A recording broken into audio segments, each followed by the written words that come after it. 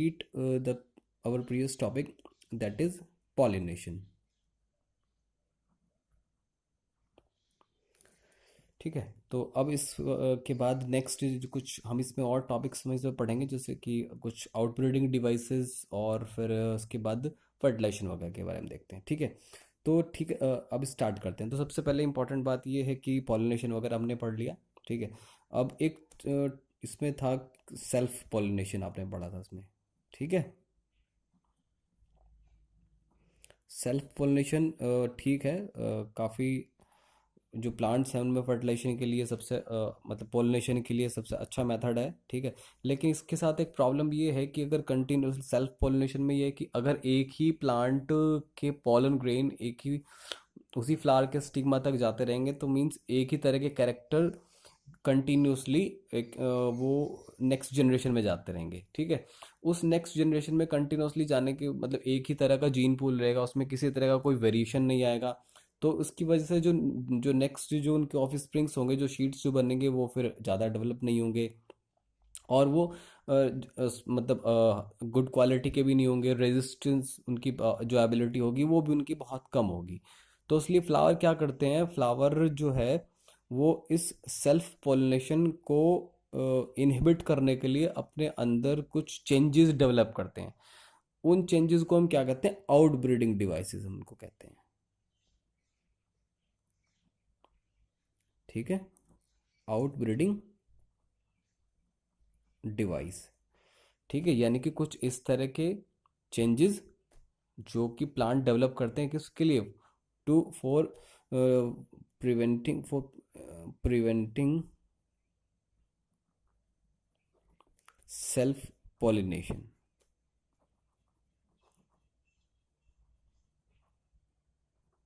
ठीक है, प्रिवेंटिंग उसको रोकने के लिए, उससे बचने के लिए, या फिर उसको स्टॉप करने के लिए। ठीक है, इससे बचने के लिए जो प्लांट जो टेक्निक जो यूज़ करते हैं उसको क्या कहते हैं, आउट ब्रीडिंग डिवाइस कहते हैं।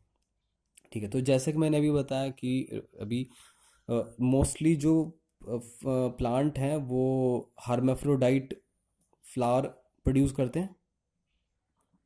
Mostly sorry, plant produce hermaphrodite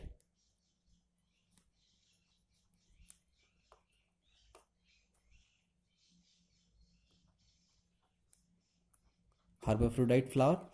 उससे फ़ायदा क्या कि हर्मेफ्रोडाइट से मतलब है कि उसमें मेल और फीमेल दोनों उसमें ऑर्गन प्रेजेंट हो। अब सेल्फ पोलिनेशन, अगर वो सेल्फ पोलिनेशन हो रहा है, जैसे मैंने अभी बताया कि सेल्फ पोलिनेशन अगर होगा, तो सेल्फ पोलिनेशन होने से कंटिन्यूसली एक ही तरह के कैरेक्टर ट्रांसमिट होते रहेंगे। तो उससे क्या होगा कि अ, वो एक ही तरह के जीन पूल होगा, एक ही तरह कैरेक्टर कंटिन्यूसली डिपॉजिट होने की वजह से वो ज़्यादा अच्छी क्वालिटी के शीट्स वगैरह नहीं बनेंगे। तो इस चीज़ को हम कहते हैं इन ब्रीडिंग डिप्रेशन।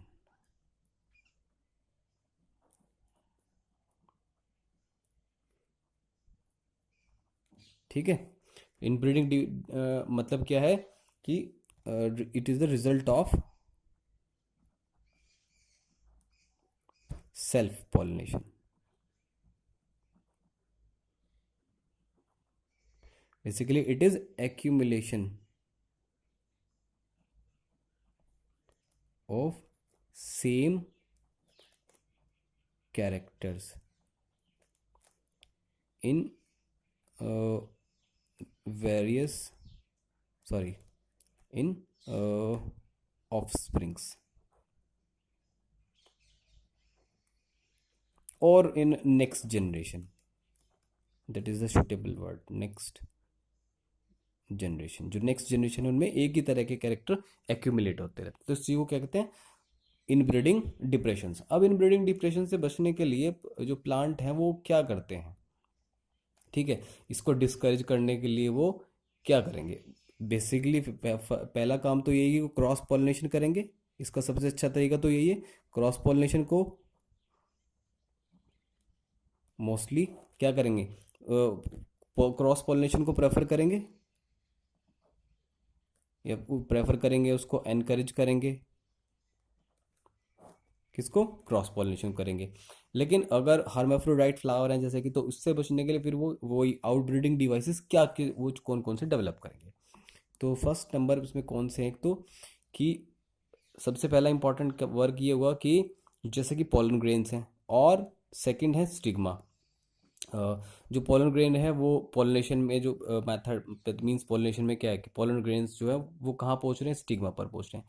तो अगर पोलन ग्रेन के रिलीज होने का टाइम और स्टिग्मा के मैच्योर होने का टाइम अगर एक सिंक में ना हो, मतलब एक ही टाइम पे ना हो, तो सपोज जो पोलन ग्रेन है अगर वो स्टिग्मा पर पहुंच भी जाए और स्टिग्मा सपोज करो मैच्योर नहीं है, तो फिर उनके जाने का कोई फायदा नहीं होगा, सेल्फ पोलिनेशन नहीं होगा। या फिर जो उनके सपोज करो स्टिग्मा पहले मैच्योर हो जाती है और तब तक पोलन ग्रेन मैच्योर नहीं हो रहे हैं, तो भी सेल्फ पोलिनेशन नहीं होगा। Means maturity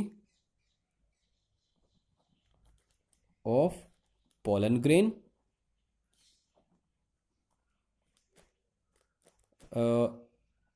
and stigma receptivity not in sync, not synchronize. ठीक है, एक साथ नहीं हो रही है। सेकंड वो मेथड क्या करेंगे, वेरी इंपॉर्टेंट, कि जो एंथर और स्टिग्मा है वो सेम पोजीशन पे नहीं होंगे, अलग अलग पोजीशन पे होंगे। Stigma position at different place, मतलब वो इतने दूर दूर होंगे कि पोलिनेशन जैसे जैसे कभी कुछ फ्लावर्स में आपने देखा होगा पोजीशन क्या होती है, कई फ्लावर्स कैसे रहते हैं, वो इस तरह से उल्टे लटके हुए रहते हैं, और उनमें सपोज करो ये उसमें जो ये है क्या कहते आपके जो स्टेमन है उसमें एंथर जो होंगे, मतलब ये ओवरी होगी तो वो ग्रेविटी की वजह से नीचे गिर जाएंगे, सेल्फ पोलिनेशन नहीं होगा। कुछ इस तरह के चेंजेस रहते हैं, अलग अलग पोजीशन, उनकी पोजीशन इस तरह की रहेगी। फिर इसके बाद और क्या चीज़ें वो कर सकते हैं, एक है वही जैसे यहाँ पर आया था self in in come self, एक थर्ड चीज़ है सेल्फ इन कंपैटिबिलिटी। अब इस सेल्फ इनकम्पैटिबिलिटी का क्या मीनिंग है इसमें, इसका मीन्स ये है कि कुछ प्लांट कुछ इस तरह के, वो एक ये एक तरह का जेनेटिक मैकेनिज्म है पहली बात तो ये। ठीक है, जेनेटिक मैकेनिज्म में बेसिकली वो क्या करते हैं प्लांट कि कुछ इस तरह की चीज़ों को डेवलप करते हैं कि अगर सपोज करो कि सेल्फ पोलिनेशन हो मीन्स सेल्फ पोलिनेशन हो भी रहा है, ठीक है, तो अगर सेल्फ पोलिनेशन के बाद जो पोलन ग्रेन्स है ना, तो जो स्टिग्मा है इन पोलन ग्रेन्स को डेवलप होने से या फिर उनको मैच्योर या उनके सॉरी पोलन ग्रेन्स को जर्मिनेट होने से रोक देता है। Sorry, pollen grains not germinate on stigma. ठीक है, तो पोलन ग्रेन जर्मिनेट ही नहीं होंगे, या फिर अगर जर्मिनेट हो भी जाएंगे तो फिर क्या होगा कि जो ओव्यूल है ना, ओव्यूल में पहुंचने के बाद वो वहां पर फर्टिलाइजेशन नहीं हुआ, ऑल्सो इनहिबिट फर्टिलाइजेशन। ठीक है, तो फर्टिलाइजेशन को इनहिबिट करेंगे।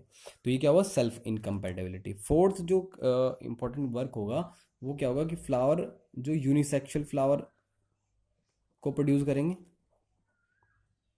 ये सबसे अच्छा तरीका। अगर यूनिसेक्सुअल फ्लावर है तो इसमें कोई प्रॉब्लम ही नहीं है, सेल्फ पोलिनेशन पॉसिबल ही नहीं होगा उसमें। जैसे कि एग्जांपल के लिए पपाया, ठीक है, पपाया में वो यूनिसेक्सुअल फ्लावर होते हैं, तो उसमें तो क्रॉस पॉलिनेशन ही होगा। अब इसके बाद जो सेकेंड जो टॉपिक है हमारे पास, तो यहाँ तक ठीक हो गया सब कुछ, इसमें सेल्फ पोलिनेशन को रोकने के लिए आउटब्रीडिंग डिवाइसेस हैं। ठीक है, क्रॉस पॉलिनेशन को प्रेफर करने की कोशिश करेंगे, उसको इनकरेज करेंगे। और इसमें कौन कौन से मेथड है, मैच्योरिटी ऑफ पॉलन ग्रेन का उनका अलग अलग टाइम पे होगा, एंथ्रेस्टिक में अलग अलग पोजीशन पे होंगे, सेल्फ इनकम्पेटिबिलिटी और यूनिसेक्सुअल फ्लावर। इसके बाद एक इसमें है कि अब चलो क्रॉस पॉलिनेशन हो गया, क्रॉस पॉलिनेशन होना अच्छी बात है। अब इसके बाद जो पॉलन ग्रेन्स जो स्टिग्मा पर पहुंच गए उस वहाँ पर होने के बाद वो जर्मिनेट होंगे, और जर्मिनेट हो गए होने के बाद जो पॉलन ट्यूब है, पॉलन ट्यूब जो वो स्टाइल के थ्रू एंटर करेगी और माइक्रोपाइल एंड वो वहाँ पर ओव्यूल में जाके फिर वो क्या करेगी, माइक्रोपाइल एंड के थ्रू एंटर करने की कोशिश करेगी एम्ब्रियो सैक में, ठीक है। मीन्स फर्टिलाइजेशन के लिए नेक्स्ट प्रोसेस होगा। तो अब इसके बीच में यानी कि पॉलन ग्रेन,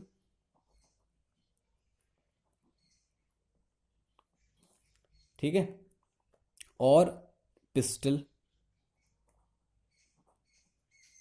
ठीक है, इनके बीच में भी कोई रिलेशन है, किसी तरह का कोई इंटरेक्शन है,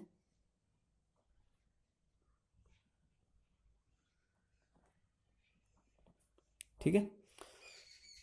तो पॉलन ग्रेन और पिस्टल के बीच में किसी तरह का क्या रिलेशन है, किस तरह का इंटरेक्शन है, तो तो ये हमें देखना है कि किस तरह से। क्योंकि अगर सपोज करो कि अगर क्रॉस पॉलिनेशन में भी अगर डिफरेंट स्पीशीज का कोई पॉलन ग्रेन आ जाता है, ठीक है, किसी डिफरेंट स्पीशीज का जो पोलन ग्रेन है वो स्टिग्मा पर एंड पहुंच गया, तो ये जरूरी नहीं है कि वो वहां पर जाकर वो फिर जर्मिनेट भी होगा, ठीक है। और जर्मिनेट होने के बाद पोलन ट्यूब वहां से जर्मिनेट जो एम्ब्रियो सैक है वहां तक ओव्यूल तक जाएगी कि नहीं जाएगी, ठीक है।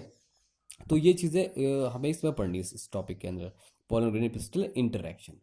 चले, तो इसमें बेसिकली इसमें हम कौन सा सारा का सारा चीज़ें पढ़ेंगे इसमें, कि जैसे मीन्स डिपोजिशन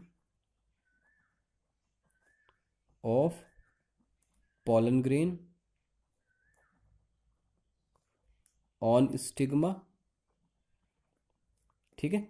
जब पॉलन ग्रेन वहाँ तक स्टिग्मा तक आ गए, और उसके बाद जब तक जो पॉलन ट्यूब है,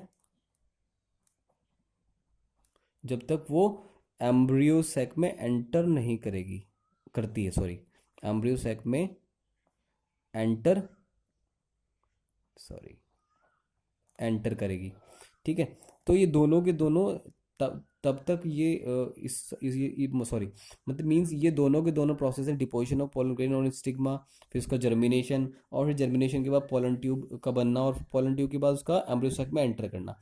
ये सारी की सारी चीज़ें हम इस टॉपिक के अंडर पढ़ेंगे, पोलन ग्रेन पिस्टल इंटरेक्शन, ठीक है। तो देखते हैं चलो उसमें क्या क्या चीज़ें हैं। तो उसमें फर्स्ट तो सबसे पहले वही जो मैंने आपको बताया कि जो डिफरेंट स्पीशीज के जो फ्लावर, वो सॉरी, डिफरेंट स्पीशीज के जो पॉलन्स हैं, ठीक है, वो डिफरेंट स्पीशीज के स्टिग्मा पर जर्मिनेट नहीं होते हैं। Different species pollen not germinate, ठीक है, not germinate on different stigma. इस चीज को भी आप सेल्फ इनकम्पैटिबिलिटी में ही काउंट करेंगे, सेल्फ इनकम्पैटिबिलिटी, ठीक है। तो ये भी एक एग्जांपल हो गया सेल्फ इनकम्पैटिबिलिटी का, क्योंकि ये भी तो प्लांट ने खुद ही डेवलप की है ना। अब इसके बाद सेकंड चीज क्या करेंगे, अगर वही है कि अगर रॉन्ग किसी दूसरे डिफरेंट स्पीशीज के अगर आ गए, तो उनको क्या करेंगे, प्लांट रिजेक्ट कर देंगे। स्टिग्मा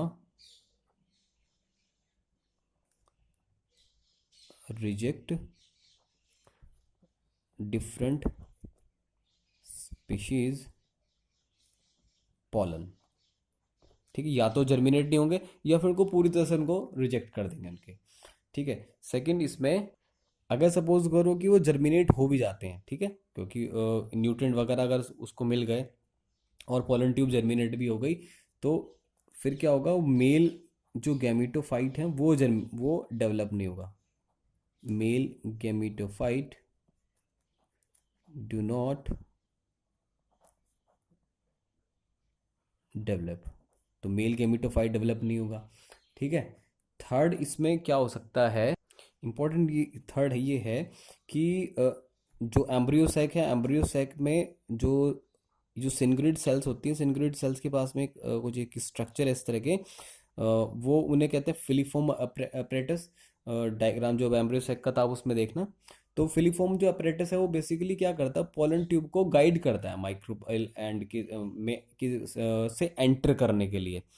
तो अगर सपोज करो कि अगर सेम स्पीशीज के रहेंगे, सेम स्पीशीज सेम वैरायटी के रहेंगे, कि पोलन ट्यूब रहेगी, तो जो ये फिलीफॉर्म apparatus है वो उसको अलाउ करेंगे उसमें एंटर करने के लिए। अगर डिफरेंट स्पीशीज डिफरेंट वैरायटी के होंगे तो उसको अलाउ नहीं, सॉरी से डिफरेंट स्पीशीज के रहेंगे तो उसको माइक्रोपाइल एंड के थ्रू एंटर करने का के लिए अलाउ नहीं करेंगे। तो filiform apparatus, sorry apparatus guide the direction of pollen tube। ठीक है। तो इसे क्या, तो ये सब चीज़ें आती हैं pollen grain piston pistol interaction में। एक नेक्स्ट टॉपिक है हमारा इसमें, आर्टिफिशियल हाइब्रिडाइजेशन। अब आर्टिफिशियल हाइब्रिडाइजेशन का मीन्स क्या है कि हमें जो हम पोलन ग्रेन्स हैं सेम स्पीशीज़ के, अगर अब सेम स्पीशीज़ की जो डिफरेंट वैरायटीज़ हैं, अगर उनके पोलन ग्रेन को हम सेम स्पीशीज़ की डिफरेंट वैरायटी के साथ सॉरी डिफरेंट किसी स्टिग्मा पर हम उनको पहुंचा दें, ठीक है, तो इस चीज़ को हम कहेंगे आर्टिफिशियल हाइब्रिडाइजेशन। मीन्स इसमें सिंपली क्या करना है, क्रॉसिंग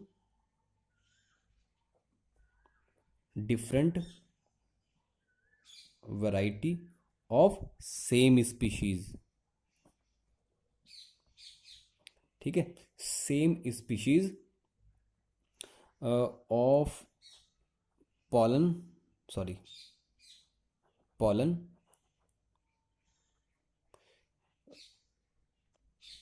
on different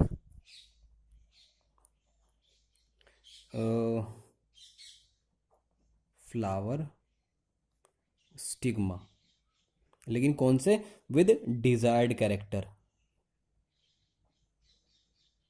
जो कैरेक्टर हमें चाहिए। सपोज करो हम किसी दो कैरेक्टर दो एक एक एक वैरायटी में सेम स्पीशी की दो अलग अलग वैरायटी हैं, उसमें एक एक में अच्छे कैरेक्टर हैं, एक में और दूसरे में कुछ दूसरा अलग अच्छा कैरेक्टर। हम चाह रहे हैं कि एक ही प्लांट में हमें दोनों कैरेक्टर मिल जाएं, तो उनके जो पोलन ग्रेन्स हैं उनको हम ट्रांसफर कर देंगे, क्रॉस पॉलिनेशन करा देंगे। ठीक है, जिससे कि मैं मीन्स वो क्या होंगे, डिजायर्ड कैरेक्टर वाले होंगे। अब इसको करने का क्या तरीका है हमारे पास, पहला तो ये है कि हम क्या कर देंगे, इमैस्कुलेशन।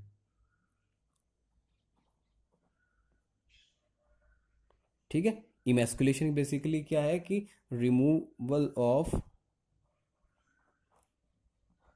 एंथर। अगर कोई हम हर्माफ्रोडाइट जो बाइसेक्सुअल कोई फ्लावर है, तो उसमें आप जो एंथर है उनको आप रिमूव कर दें, और एंथर रिमूव कर देंगे तो उसकी पोलन ग्रेन सेल्फ पोलिनेशन उसमें नहीं होगा। फिर जो डिजायर्ड जो पोलन्स हैं उनको आप उस फ्लावर के स्टिग्मा पर डाल देंगे, तो उससे क्या होगा, फिर जो फर्टिलाइजेशन हो जाएगा और आपको डिजायर्ड कैरेक्टर वाले जो फ्लावर में आपको मिल वो सॉरी प्लांट कैरेक्टर वाला प्लांट आपको मिल जाएगा। फिर दूसरा आप क्या करेंगे, इमेस्कुलेशन करने के बाद फिर एक काम और आपको करना है इसमें, वो करना है आपको बैगिंग का। बैगिंग का मतलब क्या है कि आपने रिमूव तो उसमें कर दिया, लेकिन एयर में जैसे एयर पॉलिनेशन आपने पढ़ा था या फिर इंसेक्ट पॉलिनेशन करा था, तो दूसरे इंसेक्ट वगैरह या फिर एयर के थ्रू पॉलन्स उसमें आ सकते हैं। उसको रोकने के लिए आपको क्या करना पड़ेगा, आप उसको जो भी आपने फ्लावर जो आपने सेलेक्ट किया है उसको आप एक कवर्ड कर देंगे एक बैग के थ्रू। प्लास्टिक बैग से भी आप प्लास्टिक बैग से भी कर सकते हैं या पेपर बैग से भी आप उसको कर सकते हैं। इसको क्या कहते हैं, बैगिंग का कहते हैं, means covering of flower with paper. ठीक है, उससे आप कवर कर देंगे, जिससे कि किसी और सेल्फ पोलिनेशन, वो सॉरी, किसी कोई और क्रॉस पोलिनेशन नहीं हो पाएगा, ठीक है। अच्छा, इसमें एक इम्पॉर्टेंट ये है कि अगर सपोज करो कि आपके पास यूनिसेक्सुअल फ्लावर है, ठीक है, तो उसमें आपको बैगिंग सॉरी इमैस्कुलेशन की जरूरत उसमें नहीं पड़ेगी। यूनिसेक्सुअल फ्लावर में तो एक ही रिप्रोडक्टिव ऑर्गन होते हैं, तो उसमें इमैस्कुलेशन की जरूरत नहीं पड़ेगी। In unisexual in unisexual flower no need of emasculation. Okay, तो ये टॉपिक भी हमारा कंप्लीट हो गया। नेक्स्ट वीडियो में कुछ और नया टॉपिक शुरू करेंगे, double fertilization. Okay, thank you.